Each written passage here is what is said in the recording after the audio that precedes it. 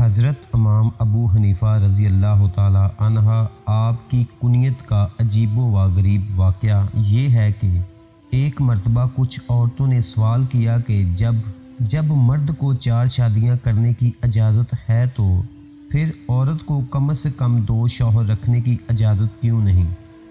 آپ نے کہا کہ اس کا جواب کسی اور وقت دوں گا، اور اس الجھن میں گھر کے اندر چلے گئے۔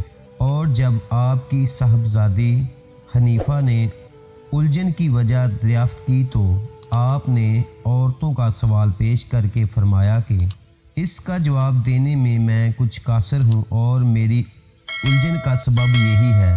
یہ سن کر صاحبزادی نے عرض کیا کہ اگر آپ اپنے نام کے ہمراہ میرے نام کو بھی شہرت دینے کا وعدہ کریں تو میں ان عورتوں کا جواب دے سکتی ہوں۔ اور جب آپ نے وعدہ کر لیا تو صاحبزادی نے عرض کیا کہ ان عورتوں کو میرے پاس بھیج دیجئے۔ چنانچہ جب عورتیں آئیں تو صاحبزادی نے ایک پیالی ہر ایک عورت کو دے کر کہا، اپنی اپنی پیالی میں تم سب تھوڑا تھوڑا سا اپنا دودھ ڈال دو۔ اس کے بعد بڑا پیالہ ان کو دے کر کہا کہ اب سب پیالیوں کا دودھ اس میں ڈال دو۔ اور جب عورتوں نے یہ عمل کیا تو آپ نے فرمایا کہ اب تم سب اس میں سے اپنا اپنا دودھ نکال لو۔ لیکن سب عورتوں نے عرض کیا کہ یہ تو ناممکن ہے۔ صاحبزادی نے عرض کیا کہ جب شوہروں کی شرکت میں تمہاری اولاد ہوگی تو تم کیسے بتا پاؤ گی کہ یہ اولاد کس کی ہے؟ اس جواب سے وہ عورتیں لاجواب ہو گئیں اور آپ کی طرف دیکھنے لگیں۔ اور امام صاحب نے اس دن سے ابو حنیفہ کی کنیت اختیار کر لی، اور اللہ تعالیٰ نے بھی نام سے زیادہ کنیت کو شہرت عطا کی۔ جس وقت مدینہ شریف میں حضور صلی اللہ علیہ وآلہ وسلم روضہ اقدس پر یہ کہہ کر سلام پیش کیا کہ السلام علیکم یا سید المرسلین، تو جواب ملا وعلیکم السلام یا ام المسلمین۔ بتائیں یہ شرف آپ جیسے خوش نصیب کے سوا کسی اور کو نصیب ہو سکتا ہے؟ کچھ بچے گیند کھیل رہے تھے اور گیند اتفاق سے امام ابو حنیفہ رضی اللہ تعالی عنہ کی مجلس میں آپ ہی کے سامنے آ کر گرا، اور بچوں میں سے خوف کے مارے کسی میں ہمت نہ ہوئی کہ آپ کے سامنے سے گیند اٹھا لے۔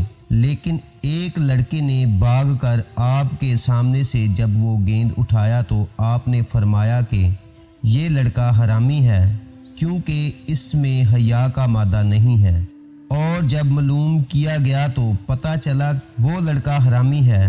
ایک شخص آپ کا قرض دار تھا اور اسی کے علاقے میں موت واقع ہو گئی، اور جب امام ابو حنیفہ رضی اللہ تعالی عنہ نماز جنازہ کے لیے وہاں پہنچے تو ہر طرف دھوپ پھیلی ہوئی تھی اور موسم بھی بہت گرم تھا، لیکن آپ کے مقروض کی دیوار کے پاس کچھ سایہ تھا۔ چنانچہ جب لوگوں نے کہا کہ آپ تشریف لے آئیں تو آپ نے فرمایا کہ صاحب خانہ میرا مقروض ہے، اس لیے اس کی دیوار کے سائے سے استغفار کرنا میرے لیے جائز نہیں، کیونکہ حدیث میں ہے کہ قرض کی وجہ سے جو نفع حاصل ہو وہ سود ہے۔ آپ 300 نفل ہر شب میں پڑھا کرتے تھے۔ ایک دن راستے میں کسی عورت نے دوسری عورت کو اشارے سے بتایا کہ یہ شخص رات میں 500 نفل پڑھتا ہے، اور آپ نے اس کی گفتگو سن لی، پھر اسی رات سے 500 نفل پڑھنا شروع کر دیے۔ پھر ایک دن کسی نے راستے میں کہہ دیا کہ یہ 1000 نفل رات میں پڑھتے ہیں۔ چنانچہ اس رات آپ نے 1000 نفل کو معمول بنا لیا۔ پھر آپ کے کسی شاگرد نے عرض کیا کہ لوگ سمجھتے ہیں کہ آپ رات بھر بیدار رہتے ہیں۔ آپ نے فرمایا کہ آج سے یقیناً پوری رات بیدار رہا کروں گا۔ اللہ تعالیٰ کا یہ ارشاد ہے کہ اور اس دن سے آپ نے مکمل 20 سال تک عشاء کے وضو سے صبح کی نماز پڑھی، اور طویل سجدوں کی وجہ سے آپ کے گھٹنوں میں اونٹ کے گھٹنوں جیسے گڈھے پڑ گئے۔ علم تعبیر۔ خلیفہ وقت نے ملک الموت کو خواب میں دیکھ کر پوچھا کہ اب میری زندگی کتنی رہ گئی ہے، تو اسرائیل علیہ السلام نے 5 انگلیاں اٹھائیں، اور جب تمام لوگ اس کی تعبیر بتانے سے قاصر رہے تو خلیفہ نے امام صاحب سے تعبیر پوچھی تو آپ نے فرمایا کہ 5 انگلیوں سے ان 5 چیزوں کی جانب اشارہ ہے جن کا علم خدا کے سوا کسی کو نہیں۔ اول، قیامت کب آئے گی؟ دوم، بارش کب ہوگی؟ سوم، حاملہ کے پیٹ میں کیا ہے؟ چہارم، کل انسان کیا کرے گا؟ 5، موت کب آئے گی؟ شیخ بو علی بن عثمان رضی اللہ تعالی عنہ بیان کرتے ہیں کہ میں ایک مرتبہ حضرت بلال رضی اللہ تعالی عنہ کی قبر کے نزدیک سویا ہوا تھا تو میں نے خواب میں دیکھا میں مکہ معظمہ میں ہوں اور حضور نبی کریم صلی اللہ علیہ وآلہ وسلم معمیر شخص کو آغوش مبارک میں لیے تشریف لا رہے ہیں، اور مجھے حیرت زدہ نظروں سے دیکھ کر فرمایا کہ یہ مسلمانوں کا امام اور تمہارے ملک کا باشندہ ابو حنیفہ رضی اللہ تعالی عنہ ہے۔